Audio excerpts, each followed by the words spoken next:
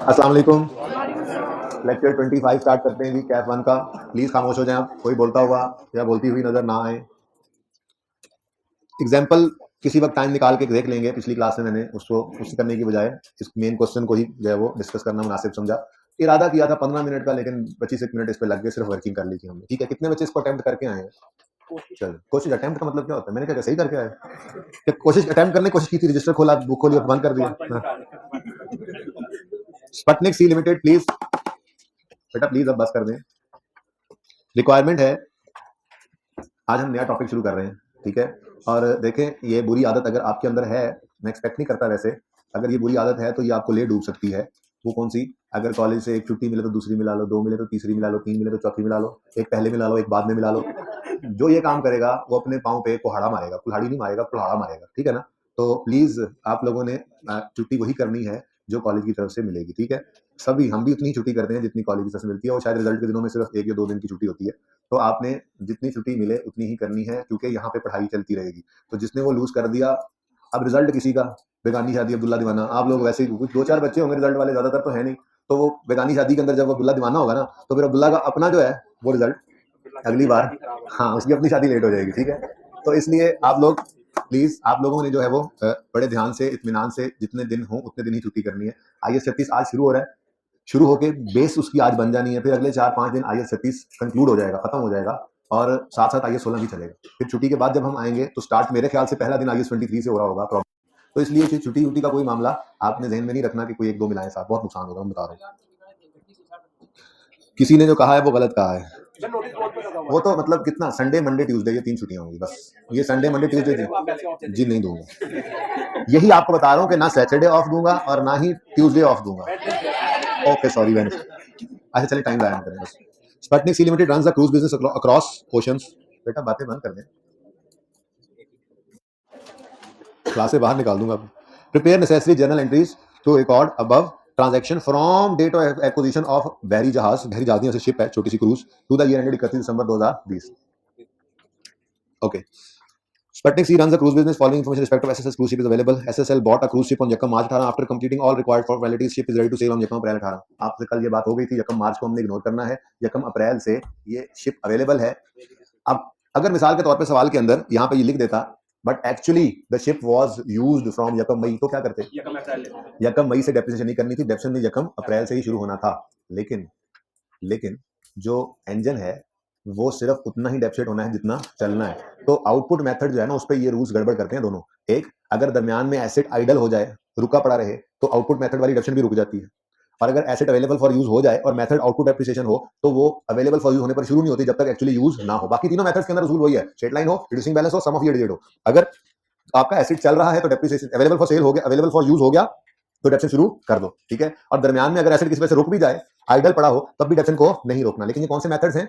Straight line, reducing balance और सम of year digit. लेकिन output method है, इसमें एसेट ने जितना चलना है उतना ही डेप्रिशिएट होना है। बहरहाल ऐसी कोई बात यहाँ थी नहीं, यकम अप्रैल के बाद यकम मई उसने नहीं लिखा था। लिख देता तो एक और ट्विस्ट पड़ जाता थोड़ा सा, ठीक है ना। वो ट्विस्ट ये पड़ता कि बॉडी और ड्राई डॉकिंग यकम अप्रैल से डेप्रिशिएट करते और इंजन के लिए यकम मई से और उसको गिनते। बहरहाल ऐसा कुछ नहीं हुआ, यकम अप्रैल से शिप रेडी टू सेल है। Details regarding cost components are engine body डीडी कॉस्ट यूजफुल लाइफ और एस्टिमेटेड रेजिडुअल वैल्यू। अब 19 में कुछ गड़बड़ हुई है और पहली रीवैल्यूएशन भी 31 दिसंबर 19 पर हो रही है। सवाल आप कितने, काफी बच्चों ने घर पे ट्राई किया ना, इसलिए मैं सवाल को उस तरह से रीड नहीं कर जैसे कल कर दिया, ठीक है। ये 1431 दिसंबर 19 पर है और ये 1031 दिसंबर 20 पे, ठीक है। अच्छा, अब इसका मतलब 19 के साल में जाकर कहीं रीवैल्यूएशन होनी है या कोई आइडल शाइडल भी उस वक्त देखना है। फिलहाल तो 18 में खड़े हैं ना, तो 18 को कर लेते हैं। मैंने बच्चों से कहा कि आप इस अप्रोच पे वर्किंग को करें, इकट्ठा तो कर नहीं सकते हैं, ठीक है। इंजन बॉडी ड्राई डॉकिंग हर एक को अलग अलग करते जाएं, और फिर ये वो वर्किंग है जो हम आज तक देखते आए। Asset given surplus profit loss 3 column होते थे ना, ये वही है। क्रूज शिप का टोटल यहाँ लिखना और आगे 2 कॉलम्स। एक सफे पे मैनेज करने की कोशिश करना है, इसको हो जाना चाहिए। जो वर्किंग की लेंथ, वर्किंग जो बढ़ानी है वो इधर ऐसे बढ़ा दो ना, ताकि सवाल ऐसे लंबा होना है तो हो जाए बेशक, ठीक है। लेकिन कोशिश करो इसको एक सफे पे जबरदस्त हो जाए। नहीं हो पाता तो कोई मसला नहीं, इतनी वर्किंग एक सफे पे कर लो और बाकी की दूसरे सफे। लेकिन थोड़ा सा फिर वैल्यूज को ले जाने में प्रॉब्लम हो सकता है, गलती के चांसेस होते हैं, थोड़ा सा काम जरा बढ़ सा जाता है, ठीक है। लेकिन आमने सामने सफे हो जाए फिर तो क्या ही बात है। अगर तंग हो रहे हैं, आमने सामने सफे के ऊपर आप रख के कर सकते हैं, एक सफे के ऊपर ये वर्किंग और के ऊपर ये हो जाए। तो जैसे भी मैनेज करें, मुझे नहीं पता, वर्किंग ऐसे कर लें तो ये आसानी है, ठीक है। अब सबसे पहले तो हर एक कंपोनेंट की कॉस्ट गिवन थी 840, 535 और 600, सॉरी 60, ठीक है। तो ये हमने कॉस्ट यहाँ पर लिख दी, यकम अप्रैल 18 पर कॉस्ट आ गई। ठीक हो गया। अब मसला ये है कि हर एक कंपोनेंट की डेप्रिसिएशन अलग अलग थी, इसलिए इनको अलग अलग रखा हुआ है। जैसे इंजन की कॉस्ट 840 है, यूजफुल लाइफ ऑर्स में गिवन है 50,000 और रेजल वैल्यू है 40। आउटपुट मेथड वाला फॉर्मूला सिखाया था, डेप्शन का फॉर्मूला क्या था जी, cost minus residual value, cost minus residual कितनी है 40 डिवाइडेड बाय 50,000 और इनटू, अब ये देखना था, ठीक है। अब हम गए तो यहाँ पर मैंने आपको कहा था कल क्या कि अपने एक फनकारी बेटा ये ना टाइम पे आया करें, मैंने अब आइंदा इस तरह से आप लोगों को नहीं अलाउ करना। ये कितना टाइम लेट हो गया आप देख लें, 25 पे क्लास शुरू होती है तो 30 तक सब बच्चे आ जाया करें, इससे ज्यादा अलाउ नहीं करूंगा मैं बेटा प्लीज। मेरे लेट होने से आपको कोई नुकसान नहीं होगा, आपके लेट होने से आपका नुकसान हो जाएगा। अगर मैं पेमेंट की बात शुरू कर देता तो फिर आपको सच है ऐसी सादा सी बात भी करता ना, पूरा टॉपिक आपको ही रहने था दिल के अंदर, पता नहीं वो कौन सी बात थी जो मेरे से मिस हो गई। सो प्लीज 30 से लेट कोई ना हो आज के बाद। अच्छा आई कि आपने क्या फनकारी लगाई जी, एवरेज मंथली सेलिंग दे दी, ठीक है। और एवरेज का मतलब क्या होता है, मतलब दिन के अंदर रोजाना जरूरी नहीं है कि वो मतलब हम ये कहीं सिर्फ 10 घंटे चलना है तो 30 दिन में 300 घंटे चल गया, ऐसा नहीं है। किसी दिन के अंदर ये 350 घंटे चली, किसी दिन सॉरी किसी दिन के अंदर ये 15 घंटे चल गई होगी क्रूज, किसी दिन में 350 घंटे सॉरी, किसी दिन में 15 घंटे चल गई, किसी दिन में 8 घंटे चल गई, किसी दिन में 12 घंटे चल गई, किसी दिन में जो है वो, तो ये पूरे मंथ की एवरेज करनी थी, वो हर एक को टोटल करके डिवाइड कर देते 30 से, तो एक एवरेज फिगर इन्होंने दे दी आपको मंथली बेस पे, ठीक है। एवरेज का मतलब सिंपल एवरेज, ठीक है।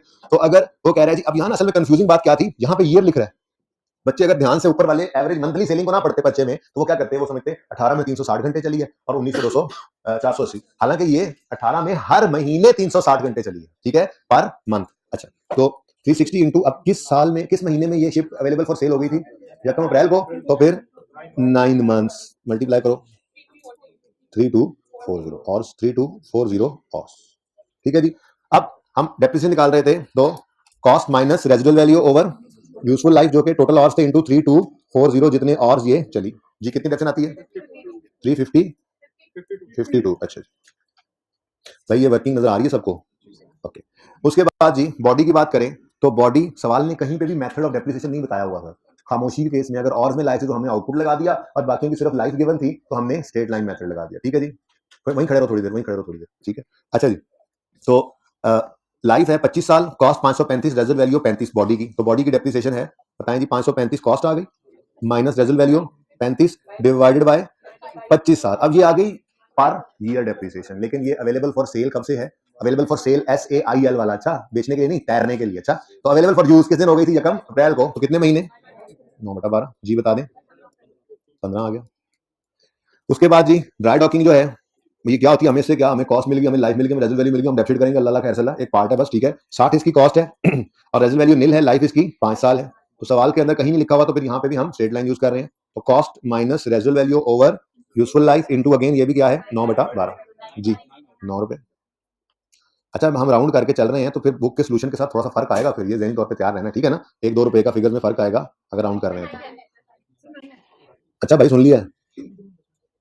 अच्छा अब टोटल डेप्रिसिएशन कितनी आती है, चलो टोटल बाद में कर लेंगे, वैसे बताने के लिए ही कह रहा हूँ कि डेप्रिसिएशन की अलग अलग एंट्री करने की बजाय आपने डेप्शन की एक ही एंट्री कर देनी है, तो डेप्रिसिएशन की एक एंट्री से आपको फायदा हो जाएगा, वक्त बच जाएगा, ठीक है ना। डेप्शन debit accumulation credit total amount, ठीक है ना। सोल्यूशन ओपन ना कर लें साथ। अच्छा जी ताकि एंट्रीज भी साथ साथ देखते चले ना।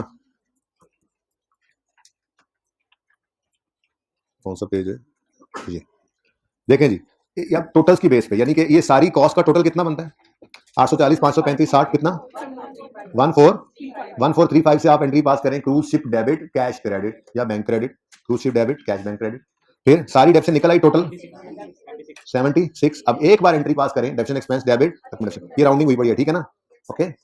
एंट्री देखते जाओ बस, डेप्शन डेबिट अक्यूमुलेटेड डेप्रिसिएशन क्रेडिट, आसान है, ठीक है।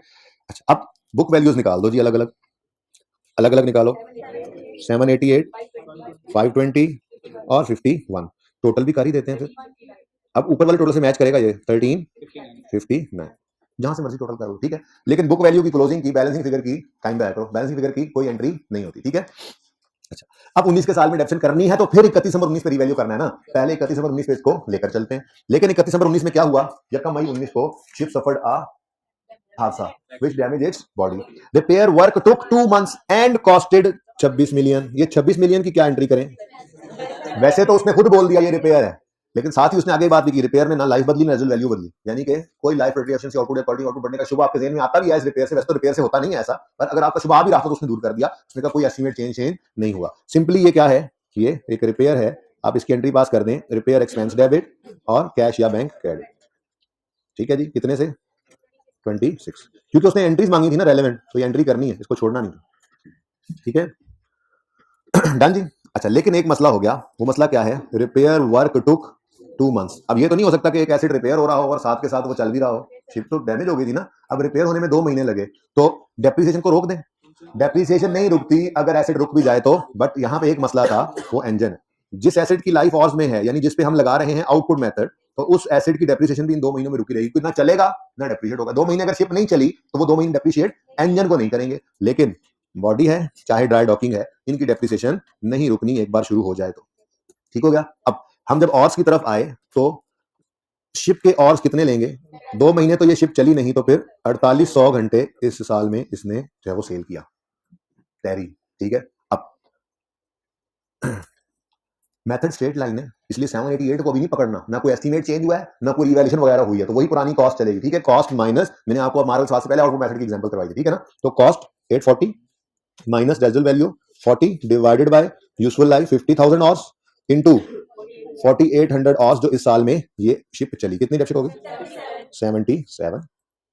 बॉडी की टेंशन ना लो, बॉडी उधर देखने की जरूरत नहीं है, स्ट्रेट लाइन मेथड है, 535 कॉस्ट है माइनस रेजल वैल्यू है डिवाइडेड बाय यूजफुल लाइफ है, कोई फ्रैक्शन नहीं लगाना, पूरा साल डेप्रिशिएट करेंगे। ऐसे ही अगला है 60 माइनस 0 डिवाइडेड बाय 5, कोई फ्रैक्शन यहां पर भी नहीं लगना। जी बताएं, 60 20 और 12।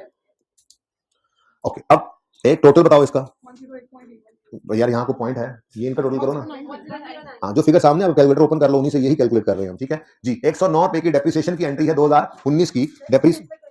जी बेटा, नहीं यही तो मैं कह रहा हूँ कि अगर एसिड एक बार अवेलेबल फॉर यूज हो जाए तो डेप्शन शुरू हो जाती है। अब वो डेप्शन कभी भी नहीं रुकती, अगर एसिड बीच में आइडल हो जाए, रिपेयर की वजह से हो जाए, लेबर स्ट्राइक की वजह से हो जाए, नॉन अवेलेबिलिटी किसी भी वजह से, हॉलीडेज हो गए, अगर आपका प्लांट आपकी फैक्ट्री बंद पड़ी है, डेप्रिसिएशन नहीं रुकती, अनलेस कि डेप्रिसिएशन आउटपुट मेथड पे, उसमें आपने जितने यूनिट्स प्रोड्यूस करने हैं या जितने और आपने एसिड यूज करना है उतना डेप्सिट करना है, तो सिर्फ उसकी डेप्रिसिएशन रुक सकती है, वरना स्ट्रेट लाइन मेथड हो, रिड्यूसिंग बैलेंस मेथड हो, सम यानी कोई भी और मेथड आउटपुट के अलावा आपकी डेप्रिसिएशन नहीं रुकेगी अगर एसिड जो है बीच में आइडल हो जाए। तो इंजन को इसलिए किया ना बेटा कि उसका आउटपुट मेथड डेप्रिसिएशन का यूज हो रहा है, और जितने चलेगा उतने डेप्सिट होना है, तो वो 2 महीने बंद रही तो इंजन नहीं चला, तो वो 2 महीने डेप्सिट भी नहीं हुआ। ठीक है अच्छा जी, अब 100 ये पहले एक एंट्री आ रही रिपेयर की, मैं करके आया हूं, रिपेयर डेबिट कैश क्रेडिट, और ये depreciation debit accumulation credit 109, rounding चल रही है थोड़ी बहुत माफी के साथ। ठीक है, अच्छा अब जी बुक वैल्यू निकालें जल्दी से, 1200 नहीं 711 500 और 39 टोटल। अब जी 31 दिसंबर 19 पर, तो सवाल कहां गया, ये 31 दिसंबर 19 पर ये एसिड रीवैल्यू होकर 1400 पे चला गया। तो उसूल वही है, रीवैल्यूड अमाउंट एक लाइन छोड़कर हम लिख लेते हैं 1400 ही है, बता दो ना, मैंने 1450 है 1400। अब सरप्लस कितना आया 150, लो ये एंट्री कर दो यहां पर। लेकिन अब मसला ये है कि हमें हर एक की अलग अलग रीवैल्यूड अमाउंट चाहिए, टोटल से काम नहीं चलेगा। क्यों? क्योंकि रीवैल्यूएशन के बाद हमने रीवैल्यूड अमाउंट को रिमेनिंग लाइफ पे डेप्सिट करना होता है, और यहां हर पोर्शन की अलग अलग लाइफ, अलग अलग रेजल वैल्यू है, बात समझ रहे हो ना, इसलिए हमें अलग अलग इसकी ये रीवैल्यूड अमाउंट भी चाहिए। अब वो रीवैल्यूड अमाउंट अलग अलग करने के लिए सवाल ने हमें कहा था कि आप क्या कर लो, ये revalued amounts are apportioned between components on the basis of their book values before revaluation। तो book values before revaluation ये पढ़िए, ये 31 दिसंबर 19 की हमारी बुक वैल्यू है, ऐसे ही है, ये बिफोर रिवैल्यूएशन है। ठीक है, 31 दिसंबर 19 पर ये बुक वैल्यू है, हमने इसकी बेस के ऊपर रिवैल्यूड अमाउंट निकालनी है। ठीक है, बेस का मतलब क्या है, हम ये कह रहे हैं कि ये हमारे पास रेशियो अवेलेबल है, हमने 1400 को बांटना है on the basis of book value before revaluation. तो वो क्या मतलब हम कहेंगे जी कि अगर आपने इंजन के लिए रिवैल्यूड अमाउंट एलोकेट करनी है तो आप करो 711 बटा 1250 इंटू 1400। क्या मतलब कि आप 1400 में से इतनी रिवैल्यूड इसको दे दें इंजन को जितना पुरानी बुक वैल्यू में इसका परसेंटेज, इसका प्रोपोर्शन, इसकी जो इसका हिस्सा बनता था। तो पुरानी बुक वैल्यू में इंजन का पोर्शन कितना था 711, परसेंटेज ऐसी निकलती है ना, आप कहेंगे जी हमारे 55 नंबर आए 100 में से, हैं जी पास हो गए, तो आप कैसे परसेंटेज निकालते हो, 55 डिवाइडेड बाय टोटल, ऐसे है ना। तो ये पूरी शिप है, ये पूरी शिप की बुक वैल्यू है, इसमें से इंजन की बुक वैल्यू कितनी है परसेंटेज में अगर निकालनी है तो मैं क्या कहूंगा 711 डिवाइडेड बाय 1250, ये आ गया इंजन का हिस्सा पुरानी बुक वैल्यू में। इस बेस के ऊपर 1400 को बांट दो तो वो मल्टीप्लाई कर दोगे, सिंपल सा काम है। ठीक है, तो यार मुझे वर्किंग तो करने दो छोटी सी यहाँ पे। तो हम क्या करेंगे जी, हमने बांटना किसको है 1400 को, इंजन की बुक वैल्यू है 711 अगेंस्ट टोटल बुक वैल्यू है 1250, तो क्या आ गया आंसर 796। ऐसे ही बाकी सबके साथ भी करो जी। 1400 को बांटना है, अब 500 डिवाइडेड बाय 1250 जी 560, और लास्ट इज 1400 को बांटना है डीडी को, तो डीडी है 39 डिवाइडेड बाय 1250 44। चल मैं 36 से शुरू करिए ना, आज की अब मजीद में आगे 16 करता तो आप लोगों ने क्लास से भाग जाना था, है ना, बोर हो जाता है ना बंदा जी। बट क्या जी सब कुछ। अब 31 दिसंबर 20 पे फिर रिवैल्यूएशन है, लेकिन 31 दिसंबर 20 से पहले डेप्रिसिएशन करनी, ठीक है। 19 गुजर गया, 19 गुजर गया, अब 20 पे आए। अब 20 पे आकर आपको पता है कि आपने रीवैल्यूड अमाउंट को डेप्रिशिएट करना है, ऐसे ही है, लेकिन डिवाइड करना पड़ेगा हमें आज रिमेनिंग लाइफ से। रिमेनिंग लाइफ क्या है वो निकाल लेते हैं जी। इधर देखो, 18 में 3240 घंटे चल गया और 19 में 4800 घंटे चल गया, तो ये एसिड यानी ये इंजन अलग अलग करना है ना हमने, ये इंजन इन टोटल 8040 और चल गया। तो 8040 क्या है जी, ये है life passed, life passed till 31 दिसंबर 20 ना, 20 ना, शर्म करो शर्म। रिमेनिंग लाइफ निकालते हैं रीवैल्यूएशन के दिन खड़े होकर, तो 31 दिसंबर 19 तक ये लाइफ पास हो चुकी, हमें चाहिए इसकी रिमेनिंग लाइफ। तो टोटल लाइफ सवाल ने दी हुई थी 50,000 और उसमें से माइनस कर दें 80,000 8040 और, तो बच गया 960 और, ठीक है जी। ये है हमारी रिमेनिंग लाइफ किसकी जी, इंजन। ये बात समझ आई सबको, 41960 रिमेनिंग लाइफ है। और साथ ही यहां पर वर्कआउट करते चलें कि इस साल में कोई गड़बड़ नहीं हुई तो फिर पूरा साल ये चला होगा, ऐसे इंजन पूरा साल चला होगा ना, कितना बनता है 7200, ठीक हो गया जी। तो 796 को हमने डिवाइड किया 41960, समझ आता है ये रिमेनिंग लाइफ है 31 दिसंबर 19 पे खड़े होकर, वही उसूल है। इनटू इस साल में कितना चल गया ये एसिड 7200, ठीक है जी। तो डेप्रिसिएशन एक्सपेंस कितना आ गया 137, यही है जी, तो समझ आ रही है। अच्छा नेक्स्ट, बस 2-4 मिनट में जितनी बात हो गई। नेक्स्ट 560 को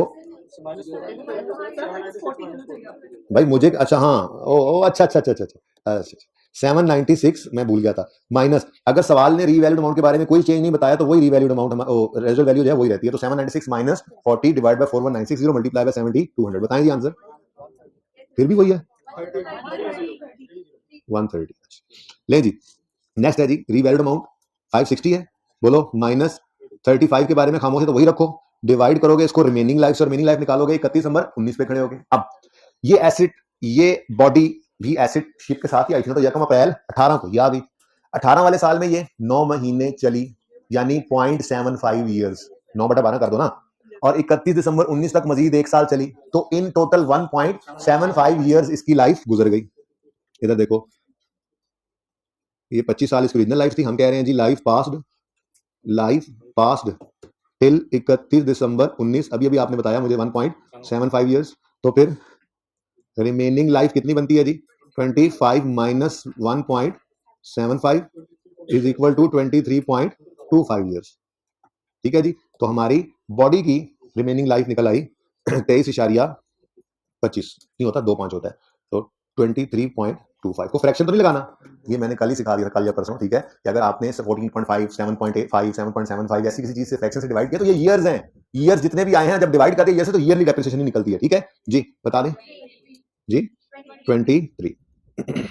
नेक्स्ट 44 माइनस 0, पहले भी 0 था आज भी 0 ही है। अगली बात, इसकी लाइफ थी 5 साल, 1.75 अगर गुजर गया तो बाकी 3.25 रह गया, तो divide by 3.25 years, answer is 14। ले जी अब इसका टोटल फरमाएं 167, ये 167 जो है ये depreciation expense for the year है 2020, तो इसकी एंट्री देख लो, डेप्रिसिएशन एक्सपेंस, ये रिवैल्यू कर रहे हैं, वैसे रिवैल्यूएशन की एंट्रीज भी आ रही हैं। रिवैल्यूएशन की एंट्रीज कैसे होंगी जी, ये 76 और 109 डेप्शन ऐड होकर ये ट्रांसफर हो रही है, और फिर एसिड रीवैल्यू होकर 150 की जरा राउंडिंग का डिफरेंस वही चल रहा है 149 से 64, ठीक है ना, ये आ गई एंट्रीज। अब मैं यहाँ पे पहुंचा हूँ 31 दिसंबर 20 की डेप्शन हमने कितनी निकाली है जी 167, ये 160 राउंडिंग का डिफरेंस है, बढ़ता जा रहा है ऐसा 167 से डेप्शन एक्सपेंस डेबिट एक्यूमुलेट डेप्शन क्रेडिट, ठीक हो गया। अब इस एसिड को दोबारा हमने क्या करना है रीवैल्यू, लेकिन एक मसला है, हशर की तरह से एक नशर भी होता था, याद है हम क्या कहते थे, हम कहते थे जो सरप्लस के साथ किया वही, जो एसिड के साथ किया वही सरप्लस के साथ कर दो, ये यहाँ पे थोड़ा सा मुश्किल हो गया है, शायद निकल आए पर बहुत मुश्किल है उस तरह से निकालना। मसला क्या है, 167 की जो डेप्रिसिएशन आई है ये अपवर्ड रिवैल्यूएशन के बाद आई है। रिवैल्यूएशन अपवर्ड हुई थी या नहीं हुई थी? अगर अपवर्ड रिवैल्यूएशन हुई है, इधर तुम जो है वो मतलब हाथ होगी, वैसे इधर ध्यान रखो बेटा। अपवर्ड रिवैल्यूएशन अगर हुई है तो पक्की बात है डेप्रिसिएशन इजाफी हुई है। अगर इजाफी हुई है तो इंक्रीमेंटल डेप्शन की एंट्री भी करनी है, जो होती है रिवेंस surplus debit retained earnings credit. लेकिन अब वो फिगर डायरेक्टली नहीं निकल रही आज, उसके लिए थोड़ा सा आपको पापड़ शापड़ बेलने पड़ेंगे। आसान है। अब वो पुरानी पहले दिन वाली बात पे चले गए कि डेप्रिसिएशन आफ्टर रिवैल्यूएशन, ये अभी अभी आपने निकाली है कितनी, 167, यही है ना। डेप्रिसिएशन आफ्टर रिवैल्यूएशन मतलब रिएक्शन अपवर्ड होने के बाद डेप्रिसिएशन कितनी आई है जी? अगली बात, depreciation expense had there been no revaluation, तो डेप्रिसिएशन एक्सपेंस जो रिवैल्यूएशन के बाद आया और डेप्रिसिएशन एक्सपेंस अगर कोई रिवैल्यूएशन ना होती। अब इसके लिए क्या करना है, मुश्किल नहीं है, आसान है। इधर देखो, ये है नई डेप्रिसिएशन, ये है नई डेप्रिसिएशन, ऐसे ही जो हमने रिवैल्यूड अमाउंट को रिमेनिंग लाइफ डेप्रिसिएट किया। अगर ये वाली रिवैल्यूएशन ना होती तो ये वाली डेप्रिसिएशन भी ना होती, फिर वही डेप्रिसिएशन चलती चली जाती। सिर्फ यहाँ पे क्या होता, 840 माइनस 40 बटा 50,000 इंटू यहाँ 4800 की बजाय क्या हो जाता, 7200। ये तो बिल्कुल सिंपल होते, ये सेम आता, ये सेम आता। रिवैल्यूएशन ना होती तो ये डेप्शन चलनी थी ना, तो बोलो। तो हम ये कह रहे हैं अगर रिवैल्यू ना होता तो फिर डेप्शन क्या होती। तो इधर देखो, पहले शिप की बात करें तो ये 840 माइनस 40 बटा 50,000, 840 ही रहता, ऐसे ही है। माइनस 40 बटा 50,000 ये सेम रहता सब। तो बोलो रिमेनिंग लाइफ ना निकालते। और ये हम 20 की बात कर रहे हैं, 19 की, 20 की बात कर रहे हैं, 19 की, ये 20 की बात कर रहे हैं ना। तो 20 में ये एसिड चलता कितने और 7200 और, तो यहाँ पर डेप्शन आती इंटू 72 और, ये तो हो जाती शिप की बात। फिर बात करते हैं बॉडी की। तो रिवैल्यूएशन ना होती तो यही डेप्शन चलनी थी 535 माइनस 35 बटा 25। ये तो हमने तब किया जब रिवैल्यू होके ये 560 हो गया, फिर मिनी लाइफ निकाली, तो वही पुरानी डेप्शन 535 माइनस 35 बटा 25। बोलो जी, 535 माइनस 35 बटा 25 और डीडी सेम। डीडी की ये डेप्शन तब आई जब जब रीवैल्यू होकर 44 पे चली गई ये फिगर और रिमेनिंग लाइफ निकाली। अगर ये ना होता तो डेप्शन ये होती 60 माइनस 0 डिवाइडेड बाय 5। सही है, तो 60 माइनस 0 डिवाइडेड बाय 5। अब इसका टोटल बताएं कितना है, एक ही बार बता दें, 140 और ये 167। अब बताएं जी इंक्रीमेंटल डेप्रिसिएशन कितनी है। ये राउंडिंग का डिफरेंस है सोल्यूशन किताब का, उसमें कोई 18-19 होगा, फर्क बढ़ता जा रहा है ना, आहिस्ता आहिस्ता राउंडिंग चलती जा रही है ना, गलती नहीं होती है, इसलिए आपके सामने मैंने राउंड करके सवाल किया, ठीक है, बी कॉन्फिडेंट। अच्छा जी, अब ये 20 रुपीज की डेप्रिसिएशन जो है ये हमने जरा इस तरह से निकाली है, ठीक है, और यहाँ पर लिखेंगे भी सही क्योंकि आगे वर्किंग भी तो बढ़ानी है ना। 20, ये 20 की डेप्शन की revaluation surplus debit retained earnings credit, यहाँ पे 19 के करीब पहुंच गई है राउंडिंग की वजह से, ठीक है, बिल्कुल सही जा रहे हैं। उसके बाद यहाँ पर बुक वैल्यू निकाल लोगे, बोलो।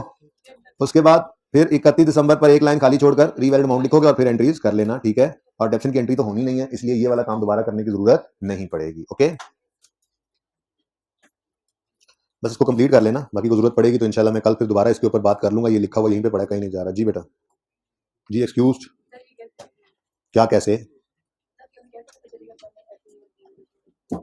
ये वाली, ये 20 कैसे निकालें, ये 20 होता क्या, ये पता है क्या होता है? ये इंक्रीमेंटल डेप्रिसिएशन होती है कि रिवैल्यूएशन अपवर्ड हुई तो सरप्लस आया, जिस वजह से इतनी डेप्शन एक्स्ट्रा पड़ गई।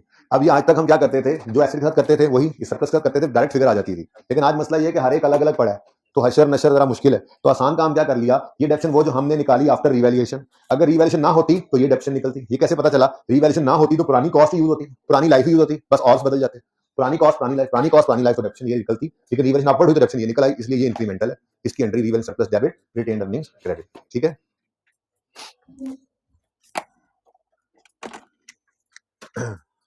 जूम करूं तो वर्किंग नजर नहीं आएगी, एक मिनट यार ये कर लेता हूँ। अच्छा जी, अच्छा, बड़ी मेहरबानी भाई, आपने जो मुझे मशवरा दिया ना, मुझे तो पता ही नहीं था इसका। मैंने कॉपी पेस्ट नहीं किया, मैं आपकी बात नहीं मान रहा, मैंने कट पेस्ट किया।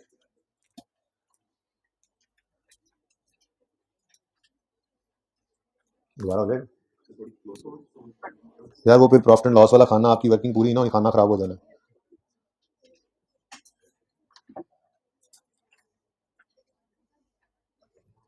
बना ली तस्वीर, बना ली, बना ली, बना ली।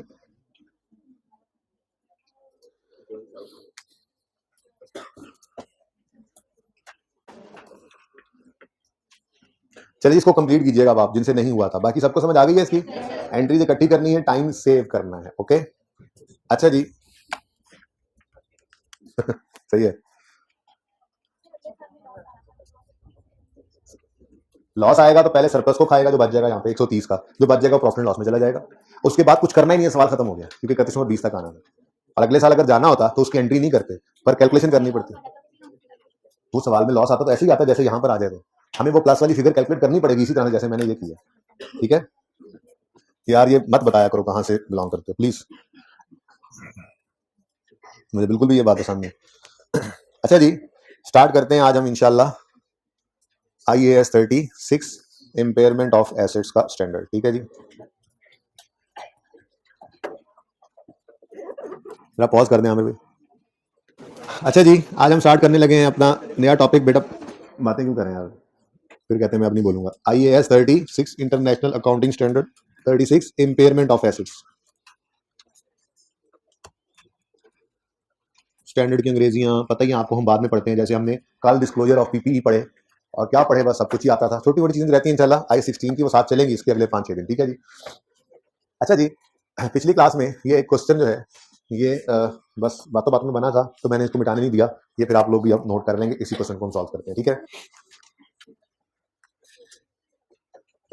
ये एक नाम हारिस इस्तेमाल हो रहा है। असल में वो एक बच्चा यहाँ पे बैठा हुआ था हारिस, तो मैंने कहा कि हारिस परचेज एन एसेट। ठीक है, ये हारिस के पास एक एसेट है। ठीक है, और ये एसेट हारिस ने खरीदा है 1 जनवरी 15 पर, और इसकी कॉस्ट है 600 रुपए और यूजफुल लाइफ है 5 साल। ठीक है, तो बस है ये, बस। ठीक है, तो हारिस आप कहाँ से? हाँ, लाहौर से। आप कहाँ से? हाँ, क्या नाम है तुम्हारा? लो जी, हारिस से हुजैफा तक का सफर हमने तय किया। ये जी हुजैफा साहब है।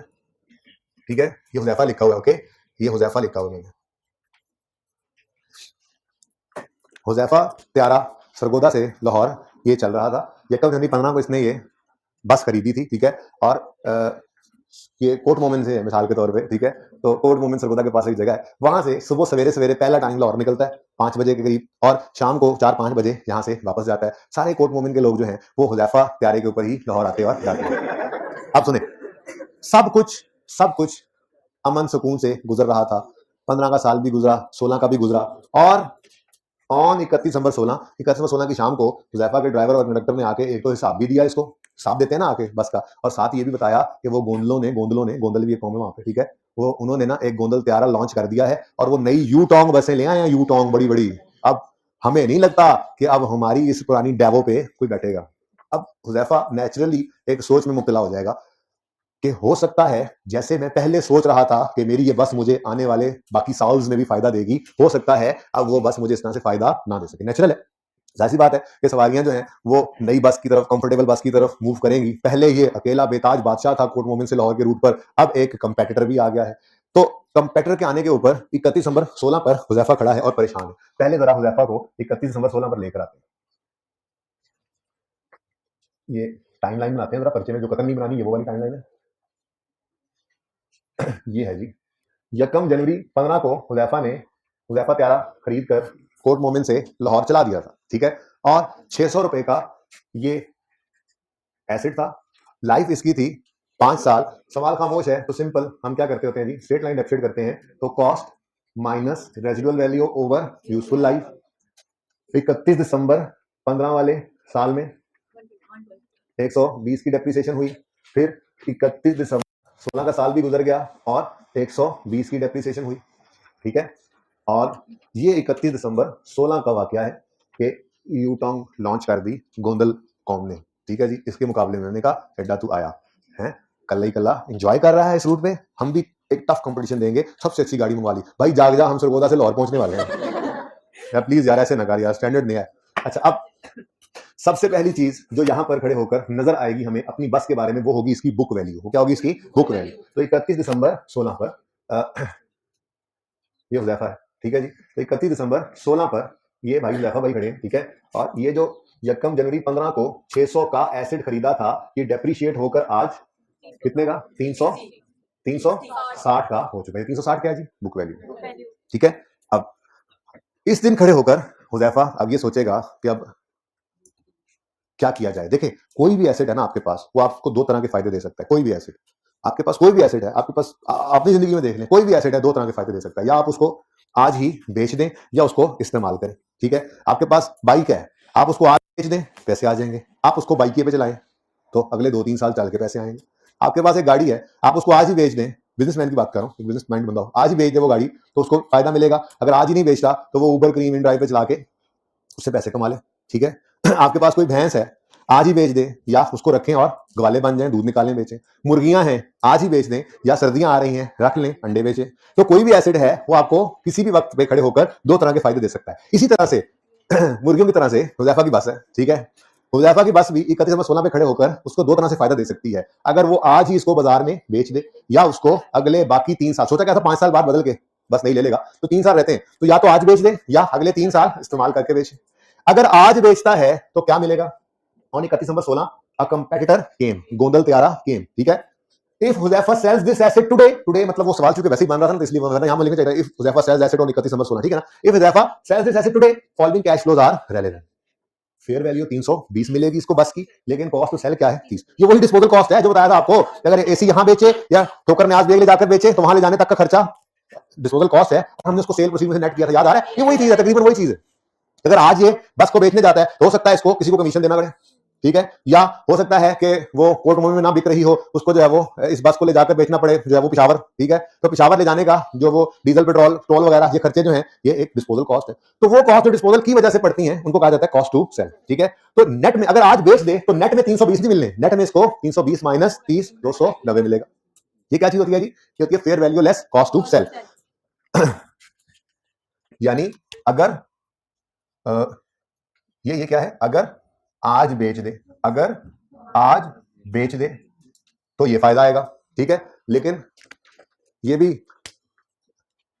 कौन चौधरी हो तुम लोग? ये भी शाजी है। इन्होंने कहा ऐसे कैसे हो सकता है कि कोई गोंदल या कोई जो है वो चौधरी आए, कोई गुजर आए और जो है वो मुझे मेरे इस रूट से हटाए? नहीं, मैंने तो फैसला कर लिया है कि किराया आए ना आए बस तो चलेगी। ठीक है, तो मुकाबला आ गया। ये डिसीजन भी हो सकता है, ये कहे कि नहीं जी मैं इस्तेमाल करूंगा। ठीक है, तो अगर अगले 3 साल इस्तेमाल करें, अगले 3 साल इस्तेमाल करें तो ये फायदा आएगा। क्या फायदा आएगा? 3 साल बस रूट पे चलेगी, एनुअल कैश इनफ्लोज आएंगे। पिछली क्लास में इनफ्लो इन लिखना भूल गया था, इनफ्लोज आएंगे, किराया वगैरह। एनुअल आउटफ्लोज होंगे, डीजल वगैरह, टोल वगैरह, रिपेयर वगैरह, ये ड्राइवर की, कंडक्टर की तनख्वाहें वगैरह, ये सब खर्चे जो हैं, ये खर्चे बस मैंने एक ही लिख दिया आउटफ्लो। तो एनुअल कर लिया हमने। ठीक है ना, कि हर रोज किराया आएंगे, हर रोज खर्चे भी होंगे। एनुअली एक एस्टिमेट फिगर है, एस्टिमेट लगा रहे हैं ना बैठ के हम। ठीक है, अगर अगले 3 साल इस्तेमाल करें तो एनुअल कैश इनफ्लोज है 195 के, लेकिन इनको कमाने के लिए एनुअल आउटफ्लोज नहीं। ठीक है, एनुअल कैश आउटफ्लोज, ये भी कैश आउटफ्लोज है, कैश आउटफ्लोज। ठीक है जी, ओके नेक्स्ट। लेकिन एक बात है, जब ये 3 साल चलाने के बाद तीसरे साल के एंड पे ले जाएगा तो उस दिन भी तो बेच सकता है कि नहीं? माना कि आज बेचे तो 320 का बिकेगा, लेकिन 3 साल बाद भी 135 रुपए मिल जाएंगे इसके। ठीक है, हाँ, चाहे कबाड़िए को भी दे देगा, कुछ पैसे तो आ ही जाते हैं। ठीक है ना, तो 3 साल मजीद चलने के बाद भी बिक तो जाने ही है इसने। आज बेच दे तो ये पैसे, अगर 3 साल इस्तेमाल, समझ आ रही है? अगर 3 साल इस्तेमाल करे तो इस्तेमाल करने से हर साल इतने इतने कैश फ्लो आएंगे और तीसरे साल के एंड पे ये फिर भी मिल जाना है। थोड़ा कम जाहिर सी बात है हो जाएगा, या आज जो हालत है बस की 3 साल बाद वो हालत तो नहीं रहनी। ठीक है, अब ये सिचुएशन है हमारे सामने। ठीक है, रिक्वायरमेंट मैं बाद में लिखता हूं, पहले सवाल हल करते हैं, रिक्वायरमेंट बाद में लिख लेंगे। ठीक है, अब ये सिचुएशन है, ये खड़ा है हुज़ैफा कहां? 31 नंबर 16 के, पिछली क्लास में वो हारिस 31 16 के ऊपर खड़ा, करिए पीछे खड़ा। ठीक है, तो 31 नंबर 16 पर खड़ा है हुज़ैफा और इस दिन अब इसने ये डिसीजन करना है कि ये एसेट इसको उतना फायदा देगा जितना ये सोच रहा था या नहीं। वैसे तो इसको ये लग रहा था ना कि 360 तो रिकवर हो ही जाएंगे, इससे ऊपर तो कुछ फायदा ही आएगा। एसेट के लिए नॉर्मली क्या हम सोचते हैं, बस खरीदी है, अब अज्यूम क्या करते हैं कि यार कम से कम ये कॉस्ट भी रिकवर हो जाएगी जितने की खरीद, और कुछ ऊपर प्रॉफिट्स भी आ जाएंगे फ्यूचर में बस से आगे। ठीक है, लेकिन कम से कम ये कॉस्ट तो रिकवर होनी ही चाहिए।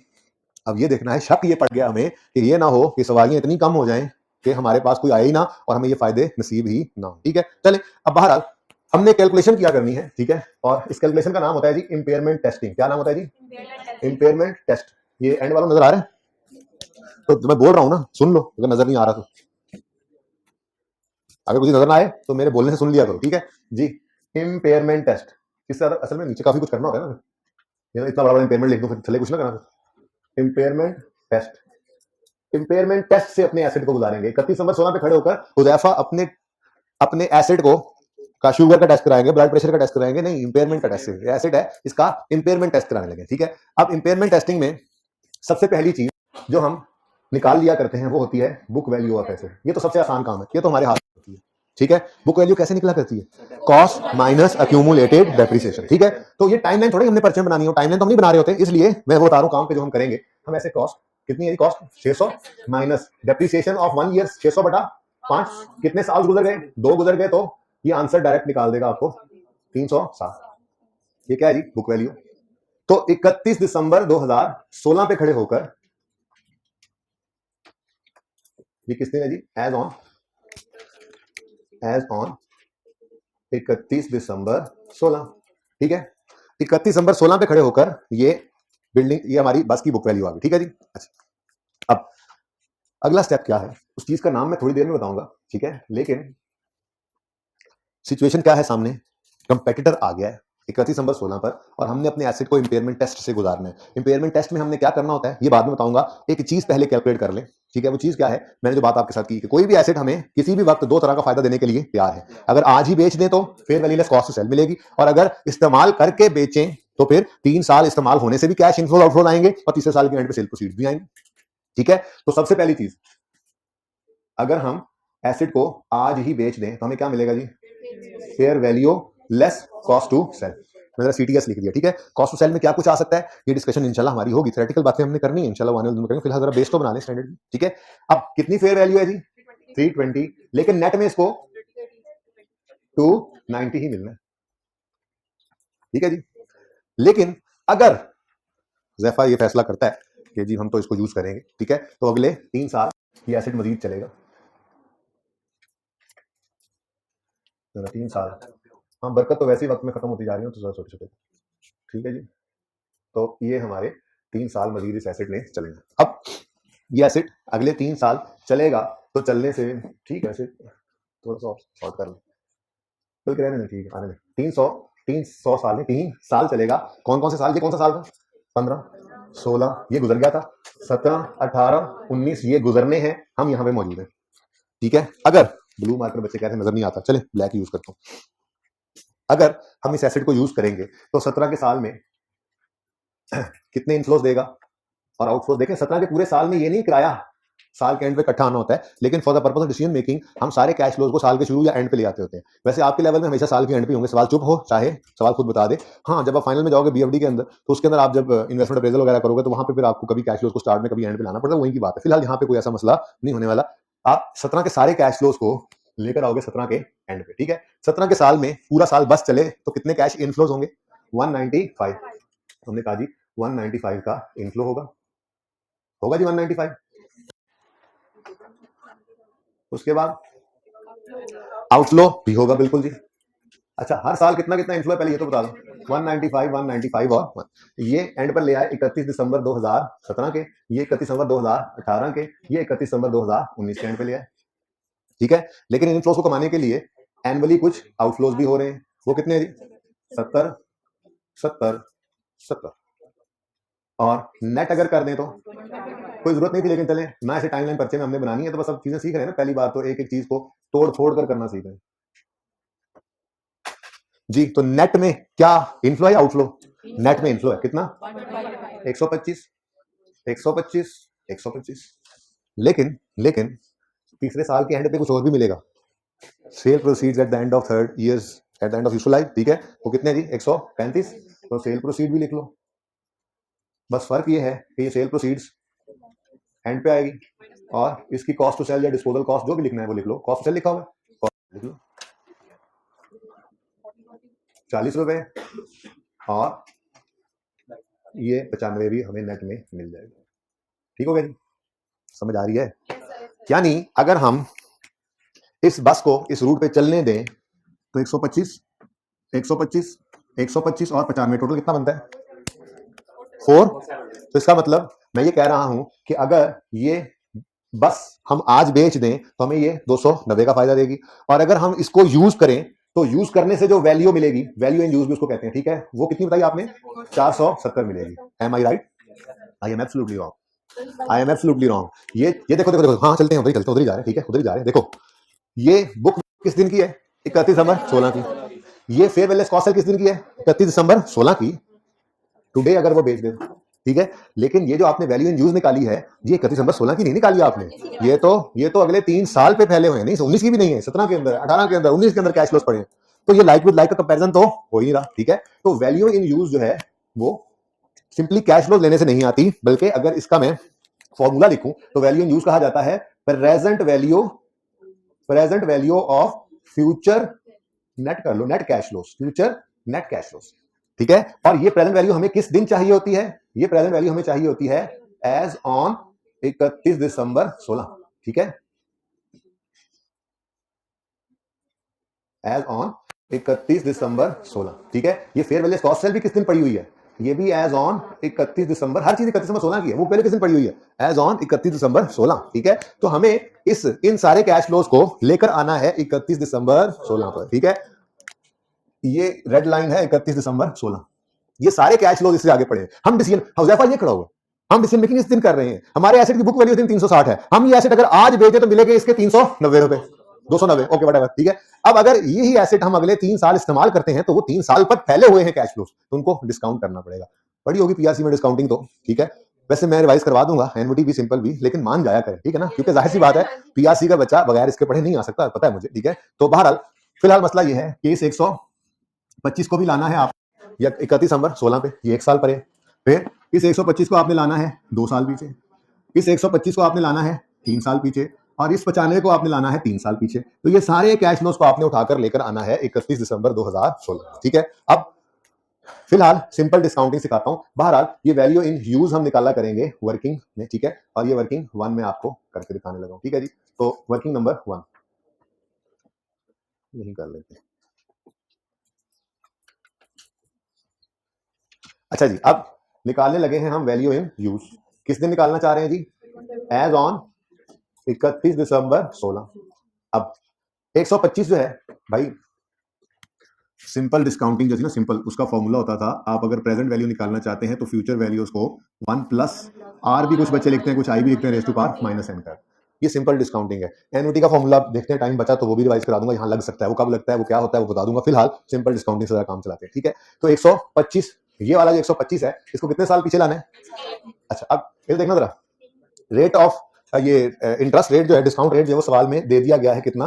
15%, कुछ भी हो सकता था। ठीक है, अब अगर 15% है तो मैंने 1 प्लस आई करना है, तो 1 प्लस 15%, जिसको हम यूं भी लिख सकते हैं 1 प्लस 15 या 1.15।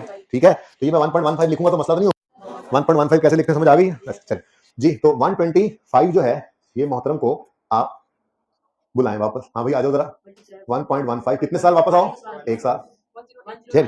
सारों को इकट्ठा करते हैं।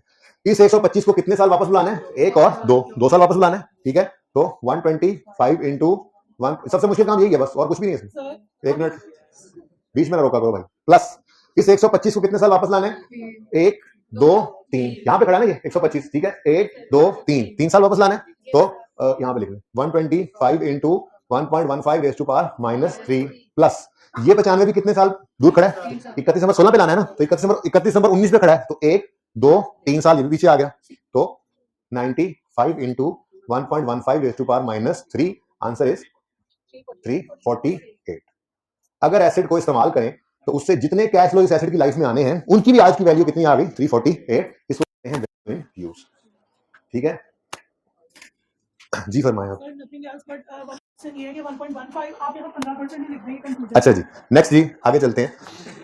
मेरी बात सुनिए प्लीज प्लीज प्लीज, ऐसे ही रहना सवाल। ठीक है जी, अब हुजैफा इन 2 फिगर्स को देखकर अकलमंदी का मुजाहरा करे तो किसको सिलेक्ट करेगा? हायर को। कोई भी अकलमंद बिजनेसमैन क्या कहेगा, अगर एक एसेट उसको चलकर फायदा दे 348 का, अब तुम अकल बंद हो, अगर कुछ और सोच रहे हो तो, मैं अकलमंद की बात कर रहा हूं। ठीक है जी, कोई भी एसेट अगर आपको अभी बिक कर 290 का फायदा दे रहा है और आप उसको अगर इस्तेमाल करते हो, उससे आपको 348 का फायदा देता है, तो आप बीइंग प्रूडेंट बिजनेसमैन क्या फैसला करोगे?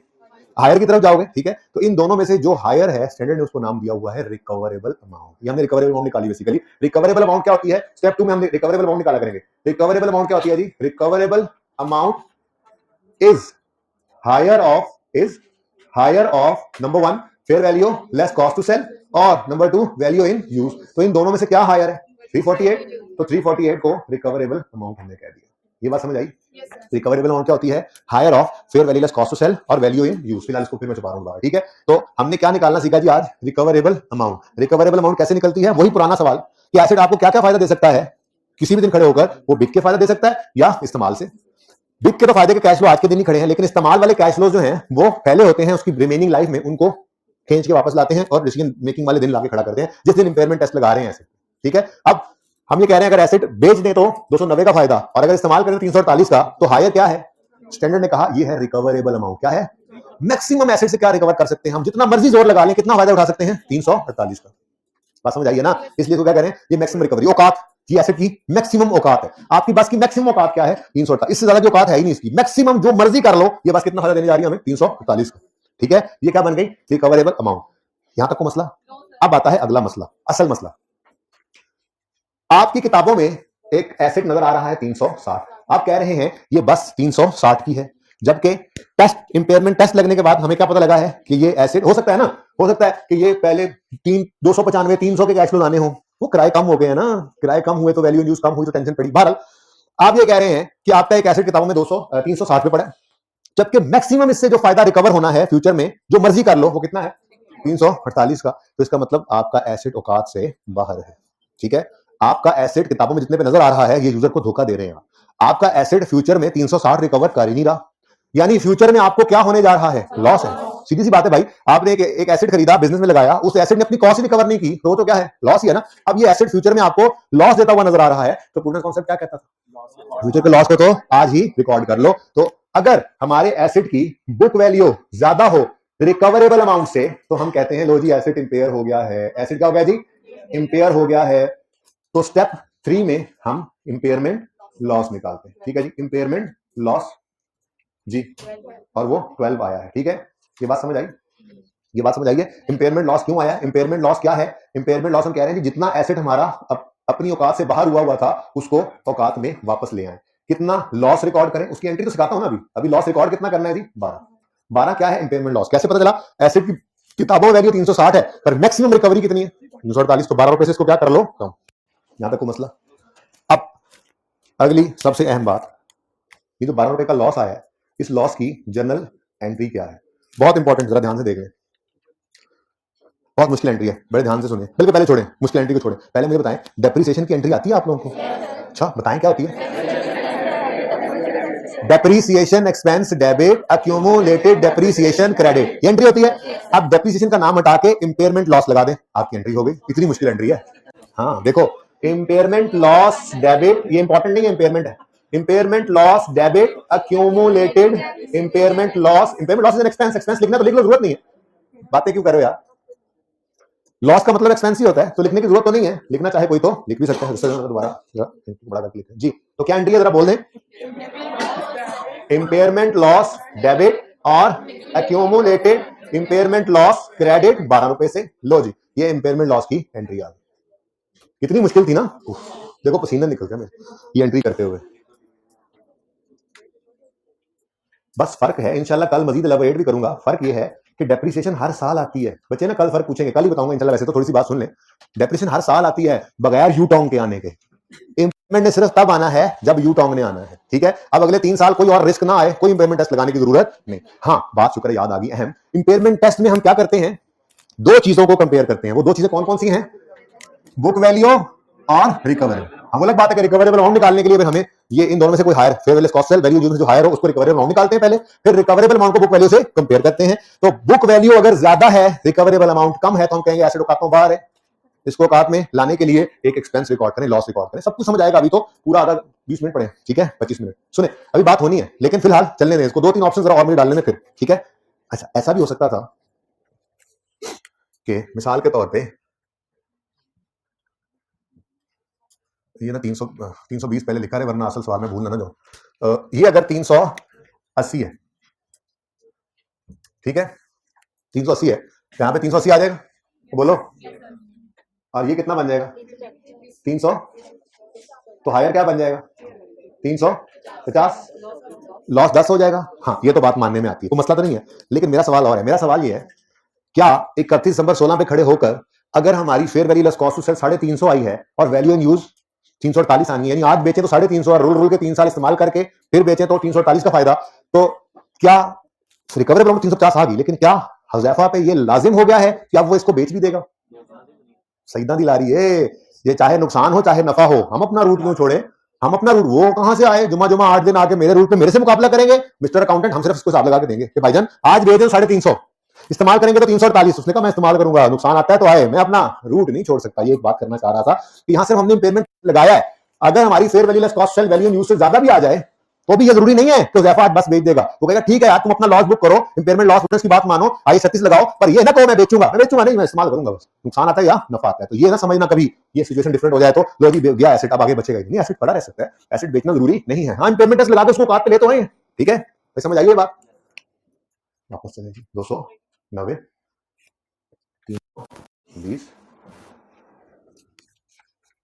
तेजी चेक की मेरी 320, यहां तक को मसला। अब एक और आखिरी बात सुनो, फिर आपके सवाल लेता हूं, ठीक है। मिसाल के तौर पे ये तो सही नहीं किया 300, अच्छा जी, मिसाल के तौर पे सिचुएशन ये बनी कि हमारे पास एसिड की, ये ऑप्शन 1 था, ठीक है, ऑप्शन 2 बनाते हैं यहाँ पर, ब्लू अब मैं यूज नहीं कर सकता, ऑनलाइन में बच्चे कहते हैं नजर नहीं आता, ये 360 ही था, लेकिन यहां से कोई चीज इतनी हायर आई कि ये हो गया 380, नहीं बोलता मैं सकता 380। अब जी इंपेयरमेंट गेन आ गया? नहीं, बात सुने जी, बात सुने, या तो इंपेयरमेंट लॉस होता है या इंपेयरमेंट लॉस नहीं होता। There is no concept of impairment gain. Future के गेन को हम कभी भी रिकॉर्ड नहीं करते, प्रूडेंस ने सिर्फ फ्यूचर का लॉस रिकॉर्ड करने की बात की। तो अगर फ्यूचर में 360 का एसेट है, फ्यूचर में उससे रिकवर 380 हो जाना है, तो 20 का गेन आज रिकॉर्ड नहीं करना, जब गेन होगा तो गेन रिकॉर्ड हो जाएगा, फ्यूचर गेन तो कोई नहीं रिकॉर्ड करता। तो बड़े अहम जुमले को सुनना, या तो इंपेयरमेंट लॉस है या इंपेयरमेंट लॉस नहीं है, या तो इंपेयरमेंट लॉस इज या इंपेयरमेंट लॉस इज नॉट, नहीं नॉट इज नहीं है, ठीक है, या तो impairment loss is impairment loss है या impairment loss not is impairment loss नहीं है। Okay, there is no concept of impairment gain. हमने 2-3 दिन बाद एक रिवर्सल ऑफ इंपेयरमेंट पढ़ना है, वो डिफरेंट चीजें तब समझाऊंगा, ठीक है। फिलहाल सिर्फ इतनी सी बात, या तो इंपेयरमेंट लॉस होता है या इंपेयरमेंट लॉस नहीं होता, there is no concept of impairment gain. Clear है ये बात, ठीक है, ओके। भारत जी ऐसा हुआ नहीं, हमारा सवाल ये, ठीक है, लेकिन ऐसे कोई बदल सकता है ऑप्शन, ठीक है। तो एक रिक्वायरमेंट, तो रिक्वायरमेंट बाद में लिखवाता हूं, जगह नहीं है मेरे पास यहाँ, तो पहली रिक्वायरमेंट सवाल में लिखें आप, calculate impairment loss if any as on 31 दिसंबर 2000। जिसने सवाल नहीं लिखा हुआ ना, जिसने सवाल नहीं लिखा हुआ वो सवाल बाद में लिख ले, पहले रिक्वायरमेंट अब लिखे, ठीक है ना। लिखें requirement number 1, calculate impairment loss, bracket में लिखें इफ एनी। रजिस्टर किसने छुपाया हुआ दूसरे वाला? मैं यहाँ लिख ही देता हूँ, देखो कंटाल आने तो सुन के लिख दे। ये इसकी रिक्वायरमेंट यहाँ पूरी नहीं आ रही, यहाँ पे required number 1, calculate impairment loss. जरा देखिएगा सब, इफ एनी मतलब इंपेयरमेंट लॉस हो भी सकता है नहीं भी हो सकता ना, टेस्ट लगाते अगर और ये सिचुएशन आ जाती तो इंपेयरमेंट लॉस नॉट इज, तो फिर इफ एनी लिखना जरूरी है। इंपेयरमेंट लॉस हो भी सकता है, इंपेयरमेंट टेस्ट लगाने में जरूरी नहीं है कि लाजमी इंपेयरमेंट होगी भी, सही हो भी सकता है नहीं भी हो सकता। Okay, calculate impairment loss if any as on 31 दिसंबर 2016, ठीक है जी। दूसरी रिक्वायरमेंट है, बल्कि कैलकुलेशन क्या करनी, दूसरी रिक्वायरमेंट डाल देता हूं, note of property plant and equipment, ठीक है जी, फॉर द ईयर एंडेड 31 दिसंबर 2016। अच्छा, बाद में मैंने 17 भी करना है, फिर ये ना कहना कि बताया नहीं, फिलहाल 16 बना रहे हैं, ठीक है। ये 2 रिक्वायरमेंट्स हैं।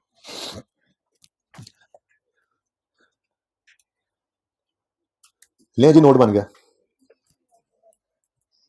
देखें इधर 31 दिसंबर 16 का नोट बनाना है, कोई एडिशन नहीं था, कोई डिस्पोजल, मैंने फिर भी एडिशन लिख दिया है, कोई ना इंपेयरमेंट ना रिवैल्यूएशन ना कोई ट्रांसफर ना कोई डिस्पोजल कोई एडिशन। मैं एडिशन नाम ही लिखता तभी काम चलता। चलो नोट जरा थोड़ा सा मैंने कहा थोड़ी सी शक्ल जरा बन जाए, ठीक है। 5 मिनट बना ये नोट, आपकी क्लास में 10 मिनट बच गए, चले कोई बात नहीं, 5 मिनट जल्दी छुट्टी दे देंगे, ठीक है। अच्छा, कभी ऐसा भी होना चाहिए जी। फॉर 31 दिसंबर 16 नोट बना रहा हूं मैं फिलहाल, ठीक है। 31 दिसंबर 16 का अगर नोट बनाना है तो ओपनिंग बैलेंस होगा 1 जनवरी 16 पर, जिसको हमेशा कैलकुलेट करते हैं 31 दिसंबर 15 पे खड़े होकर। तो एसेट रीवैल्यू तो हुआ नहीं, तो 31 दिसंबर 15 पर खड़े होकर, चाहे 31 दिसंबर 16 पे खड़े होकर, चाहे 17 पे खड़े होकर, चाहे जहां मर्जी खड़े हो जाए, एसेट के अकाउंट में तो क्या पड़ी होनी है, कॉस्ट। तो कॉस्ट कितनी है, 600। तो क्लोजिंग 31 दिसंबर 15 का क्लोजिंग 600 कॉस्ट है, यही 1 जनवरी 16 का ओपनिंग बन जाएगा, ठीक है। अब ये एसेट खरीदा, जब रीवैल्यूएशन मॉडल नहीं है तो 31 दिसंबर 15 पे होकर ही हमने क्लोजिंग निकालना है ना, अक्यूमुलेटेड डेप्शन का क्लोजिंग निकालना है, बोलो। तो 31 दिसंबर 15 पे खड़े होकर अगर ये एसेट कभी रीवैल्यू नहीं हुआ तो डेट ऑफ परचेज से 31 दिसंबर 15 तक की डेप्शन पड़ी होगी। अब डेट ऑफ परचेज से 31 दिसंबर तक की डेप्शन सिर्फ एक साल की है, 120 रुपए, ठीक है। 31 दिसंबर 15 इसीलिए कहा है क्लोजिंग 31 दिसंबर 15 पे खड़े होकर निकाला करो, तो यकम जनवरी 16 का ओपनिंग भी वही बनेगा 120। कोई मसला, कोई क्वेश्चन है तो पूछ ले जी, आपके अलावा। जी जी बेटा 120, ये 31 दिसंबर 16 का नोट बना रहे हैं, तो ओपनिंग बैलेंस यकम जनवरी 16 पे चाहिए, तो 31 दिसंबर 15 पे खड़े होकर निकाला तो एक साल की डेप्शन पड़ी हुई थी 31 दिसंबर 15 तक। एसेट यकम जनवरी 15 को खरीदा है तो 31 दिसंबर 15 कितने साल की डेप्शन पड़ी होगी, वो कितनी है फिर। अच्छा नेक्स्ट, कोई एडिशन हुआ तो क्लोजिंग भी क्या है 600।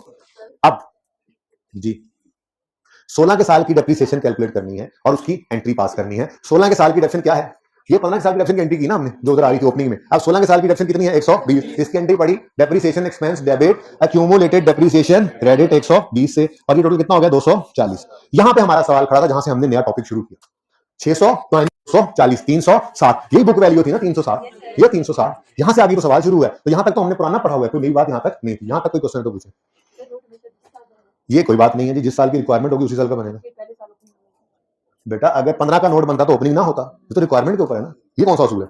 अच्छा जी 31 दिसंबर 16 पर ये सिचुएशन हमारे एसेट की ऑलरेडी है, माइनस करना है उसमें।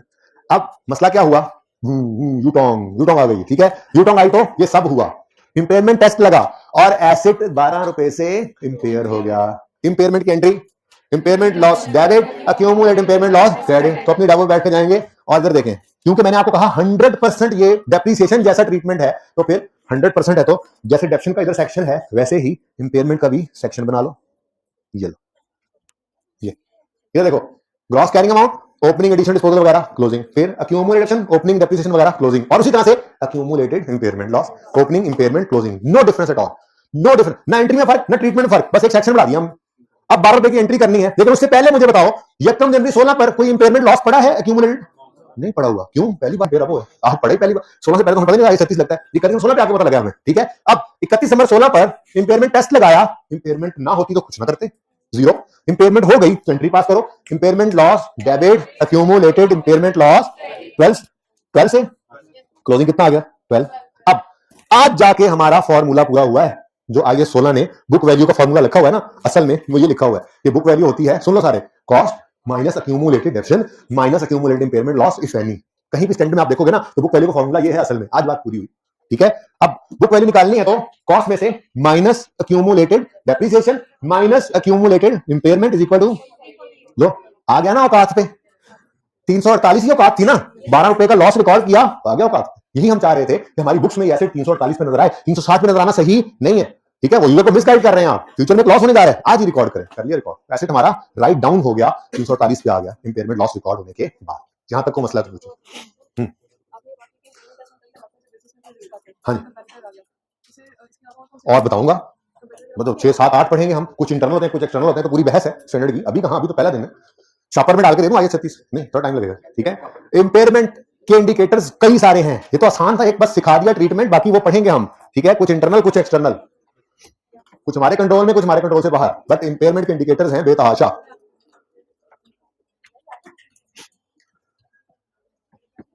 अच्छा जी, नोट की एक ही बात तस्वीर बनाइएगा, अब अगले साल का नोट भी बनाना है हमने। सबसे पहला काम क्या करेंगे, क्लोजिंग बैलेंसेस को ओपनिंग बना लें, ये सारे ही सांप, ठीक है जी जी। अब 31 दिसंबर 17, तो एक साल का क्लोजिंग आपको 1 मिनट में अगले साल का ओपनिंग बन गया बगैर सोचे समझे, 600, फिर 240, फिर 12, डन हो गया।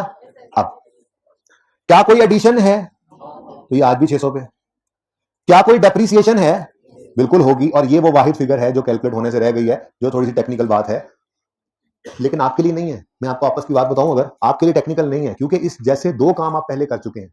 सबसे पहले मैंने आपको चेंज इन एस्टीमेट सिखाया था, मैंने आपको कहा था कि एस्टीमेट चेंज हो जाने के बाद ओरिजिनल कॉस्ट वगैरह रेलेवेंट नहीं रहती, ओरिजिनल लाइफ वगैरह रेलेवेंट नहीं रहती, बल्कि बुक वैल्यू को पकड़ो at the date of change in estimate वाली को, और उसको डिवाइड करो रिमेनिंग लाइफ से, और वो लाइफ भी किस दिन निकालो, at the date of change in estimate. याद आ रहा है कुछ, डेफिनेशन निकल आई थी। फिर हम आगे बढ़े, कुछ दिन बाद हमने रीवैल्यूएशन सीखी, रीवैल्यूएशन में आए तो मैंने फिर आपको वही बात सिखाई कि अगर एसेट रीवैल्यू हो जाए तो original cost original life relevant नहीं रहती, बल्कि आप रीवैल्यूड अमाउंट को रिमेनिंग लाइफ पे डेप्रिशिएट कर लेना।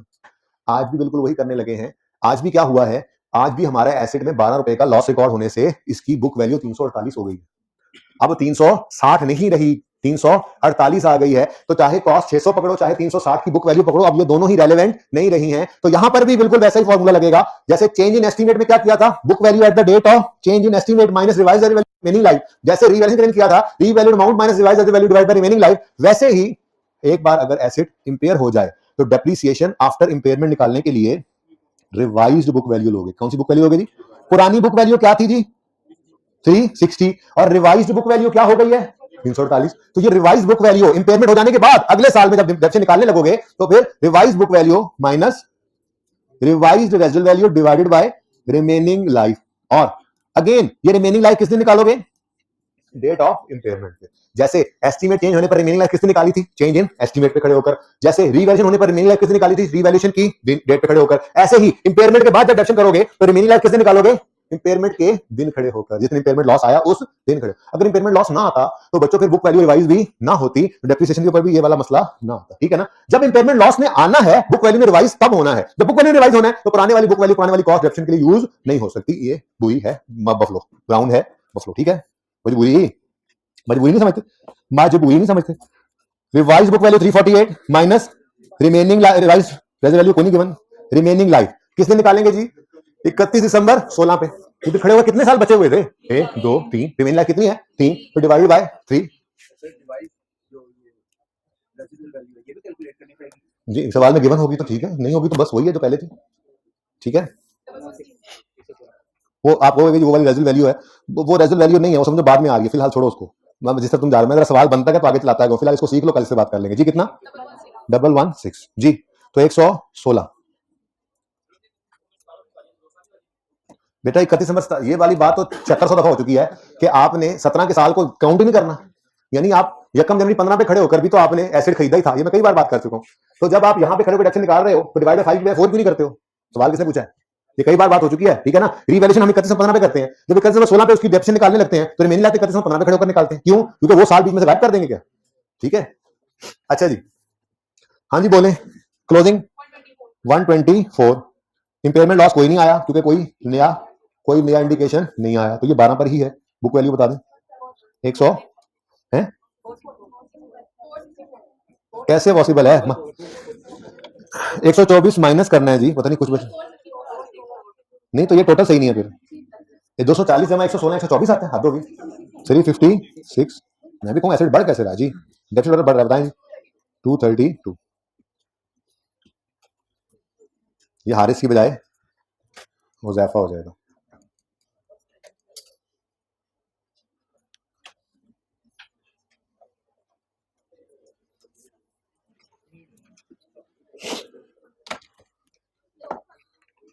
जी अच्छा जी, सुनिए आप,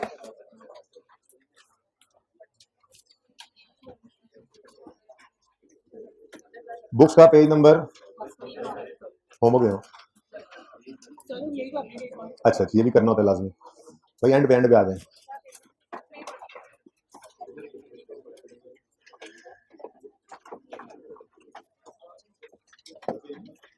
जी अगर तस्वीरें खिंच गई हैं तो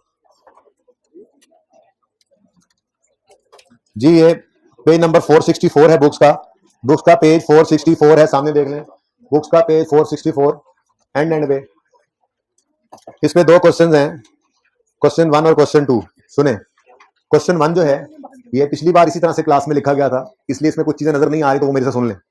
जैसे following data relation assets, cost of asset Jacob January 11 पे है 100 रुपए, यूजफुल लाइफ 10 साल है। अब यहाँ पर ये जो है ना, यहाँ पर वो वाली लाइन मुझे लिखनी चाहिए थी पिछली बार ना, क्लास में जैसे अभी आपको लिखवाया वैसे ही पिछली बार भी लिखवाया था। तो यहाँ पे क्या हुआ था, अ कंपेटिटर केम, ठीक है ना, अ कंपेटिटर केम, और उसके बाद 31 दिसंबर 16 पे खड़े होकर fair value less cost sell भी निकाल रहे हैं, और 31 दिसंबर 16 पे खड़े होकर रिमेनिंग लाइफ के अंदर ये फ्यूचर कैश फ्लोज भी आ रहे हैं, ठीक है ना। तो ये आपने कहना सवाल में कहाँ लिखा हुआ, उन्होंने लिखा हुआ है तो लिखा हुआ, ठीक है। पेज नंबर भाई 464 पे हम पहुंच गए, पता नहीं तुम कौन से सफे पे हो। No it's not okay, okay. जी। Question number 2 simple impairment loss निकालना है, आसान सवाल है। क्वेश्चन 1 के अंदर आपने इंपेयरमेंट लॉस भी निकालना है 17 का, पीपीई का नोट भी निकाल बनाना है 17 का, और डेप्रिसिएशन एक्सपेंस 18 का निकालना है, बल्कि पीपीई का नोट भी 17 और 18 दोनों ही कर लें आप। ठीक है जी, डन, सही है। तो पेज 464 पे क्वेश्चन नंबर 1 और 2 ये दोनों होमवर्क में है, जिंदगी रही तो कल होगी मुलाकात। अल्लाह हाफिज।